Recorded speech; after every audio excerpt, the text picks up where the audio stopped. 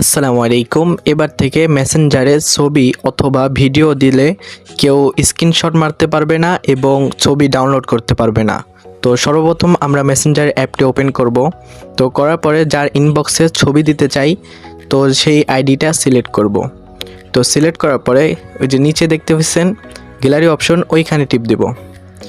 তো ওইখানে ক্লিক করার পরে আমরা যেই ছবি অথবা ভিডিও দিতে চাই ওইটা আগে সিলেক্ট করতে হবে। তো আমি ধরেন এই ছবিটা সিলেক্ট করলাম। তো সিলেক্ট করার পরে নিচে দেখেন এডিট অপশনের পাশে একটা ওয়ান ডট একটা অপশন আছে, ভালো করে আপনাদেরকে দেখাই দিই চিহ্ন দিয়ে।